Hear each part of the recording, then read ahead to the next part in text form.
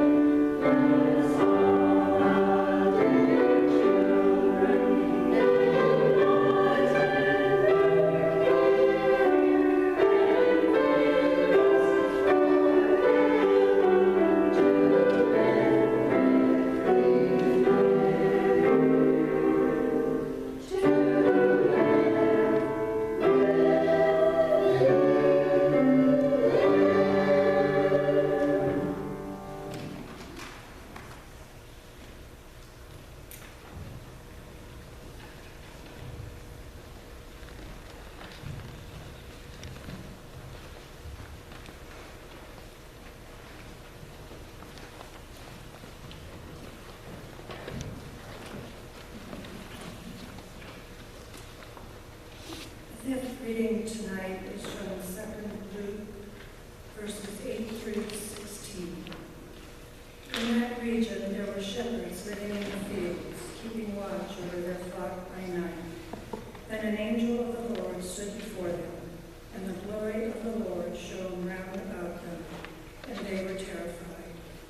But the angel said to them, "Do not be afraid, for see, I am bringing you good news of great joy for all people. To you is born this day in the city of David the Savior, who is the Messiah, the Lord. This will be a sign for you. You will find a child wrapped in bands of cloth and lying in a manger." And suddenly there was the angel and a multitude of heavenly hosts, praising God and saying, "Glory to God in the highest, heaven and earth peace among those whom he favors." When the angels had left them and gone into heaven, the shepherds said to one another, "Let us go now to Bethlehem and see this thing that has taken place, which the Lord has made known to us." So they went with haste and found Mary and Joseph and the child laying in the manger.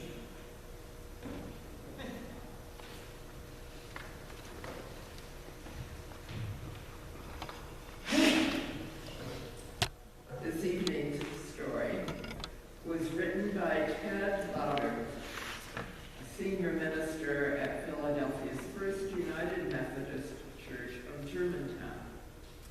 Reverend Lauder has written several books, and this story comes from one of his books, Tracks in the Straw. Tom begins. Every chance he gets, which is too often, a friend of mine says, "It's the end of the world as we know it, and I feel fine." He swears the saying is original, but I'm sure he picked it up somewhere. At first, I chuckled when he said it. Now I roll my eyes. I know if it really was the end of the world as he knows it, he wouldn't feel so fine. At least I know I wasn't feeling fine that night, 3 days before Christmas, as I drove through the rain and sleet to meet my daughter Karen for a late supper at a city center tavern she liked. The world I knew was ending, not just in the somewhat abstract way it always is, but very specifically and painfully. Karen, my bright, beautiful kid, had dropped out of college to try to deal with some difficult personal problems. Ted writes that he was scared by what she was doing, but he could only be with her in whatever way he could, and however she would let him. In fact, Ted remarked that was why he found himself slip-sliding along the road toward the tavern. Ted says, in addition to my daughter's dilemma, my mother was dying and my father was clinically depressed. My marriage was unraveling, which pained and disillusioned me and my family and put my professional future at risk. It actually was the end of the world as I knew it, and I didn't feel fine at all, he says. Ted turned off the drive and went past shops and department stores splendidly decked out for Christmas, bell-ringing Santas, shoppers weaving along everywhere. Ted figured some of them must have felt as disoriented as he did that night. Ted realized that Christmas is a tough time for lots of people. That year, Ted was experiencing it firsthand. Ted drove through the heart of the shopping district into a section where homeless folk camped out over steam grates in the sidewalk in front of the stores whose owners had closed early and pulled down security gates over the windows. Ted turned onto Lombard Street, where row houses, eateries, and small shops existed cheek by jowl. Ted felt lucky to find a parking spot a couple of blocks from the place where he was to meet his daughter. Ted got out of the car and looked around as if walking from a dream. Then it came to him, two lines of a poem that Ted had read years earlier. He didn't know why just these two lines came as clear as the poet's pen, nor did Ted remember any other lines or even the name of the poem, only these two lines. The world is wild as an old wives' tale, and strange the plain things are. The lines came like a visitation. That night, the world did seem wild to Ted, and plain things had become strange, and the night was still young. The sleet had stopped, and the rain was a cold drizzle against Ted's face as he walked down the street toward the tavern. Somewhere on the street, Ted came across a row house with a whole front window jammed with a manger scene. Judging from the neighboring houses, at some point the residents of this one had enlarged the windows to twice its original size, probably to accommodate this exhibition. It was something you'd be more apt to see in a department store window than in a row house on Lombard Street in Philadelphia. The painted figures must have been 3 feet tall, and each was lit from inside with a glowing light. It was truly impressive. Ted smiled as he hurried past, silently saluting the piety of the family who gave up half their living room and all of their privacy to display the manger scene in splendor. Nativity scenes in South Philadelphia row houses are not uncommon, and yet Ted reflected, strange the plain things are.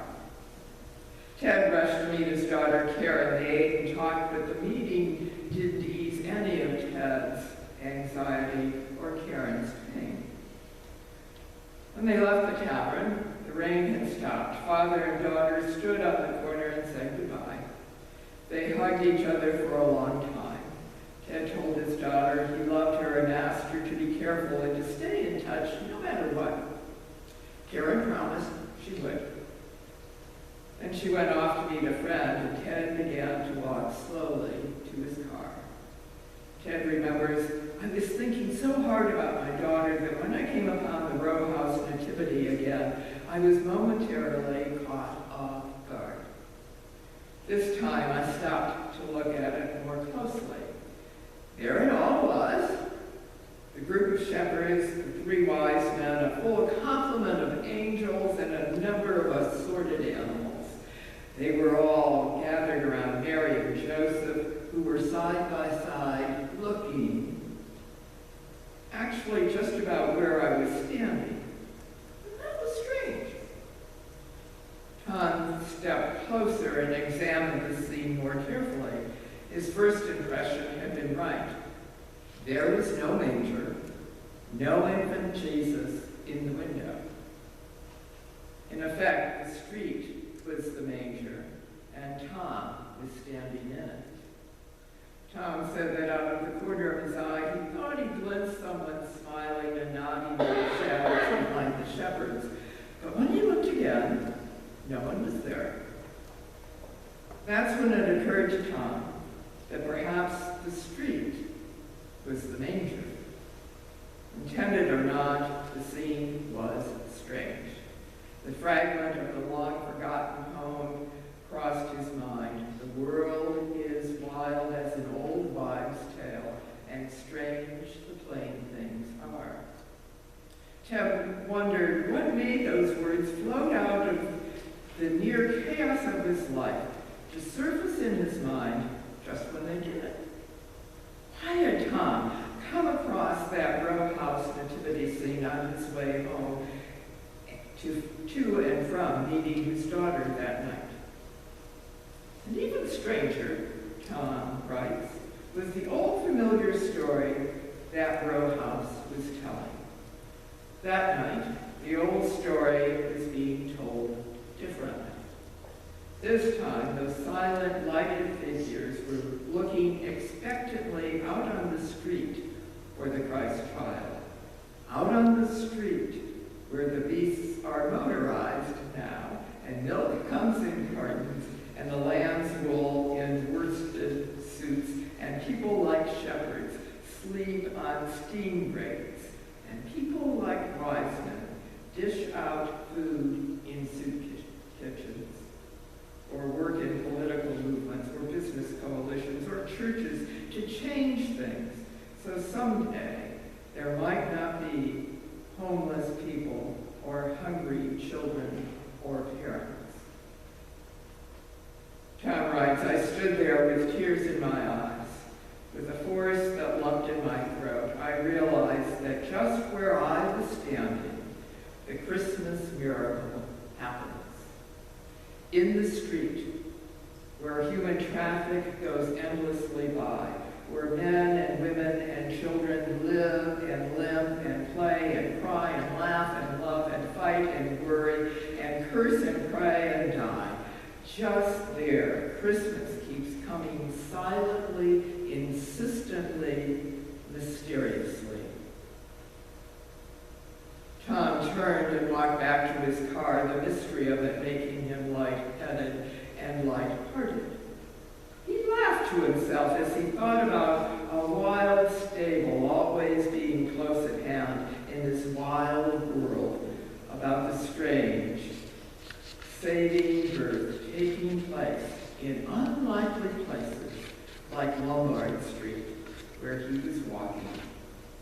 Taking place anywhere he would ever walk, any street anyone would ever walk.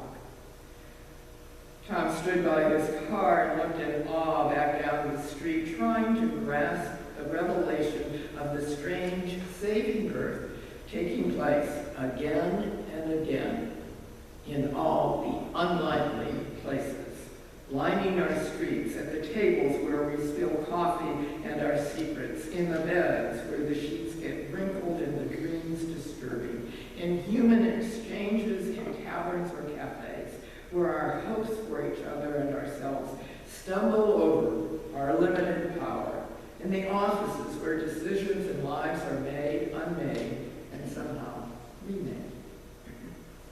It happens in the shops, where we search for some item that will be just right, but never quite find it. On the corners where we dodge each other in our frantic pace, yet sometimes quickly explore each other's eyes, longing to make human contact in the midst of the rapids. It happens on the steam grates where, once in a while, passers-by fish a coin from their pockets and drop it in the hand of homeless brothers and sisters. Tom comes. Ah yes, strange the plain things are. A Christ came to be close at hand in unlikely people, like that row house family and my family, floundering as it was just then, and countless other families on countless other streets. Jesus, born again and again and 1,000 times, 1,000 miracles, 1,000 times, 1,000 moments, and on an occasional heart. God close at hand, always. As Tom drove home that night, he thought of his daughter, his sons, and all of the pain and struggles they would all go through on their particular versions of Lombard Street. In that moment, Tom knew that nothing could keep him from standing by and with his children. And he thought of other people he loved and those he didn't love so much or at all. And he knew he would do the best he could to stand by and with all the street people of life, because he had the God-given chance, the small, precious gift of doing something somewhere. Finally, Tom observed, it's also occurred to me that one of the somethings God does everywhere, and certainly at Christmas, is to bring to an end the world as we know it. That doesn't make me feel fine, but it makes me feel better, much better. Because the rest of the something is that then a new world begins in a small explosion of light no darkness can overcome.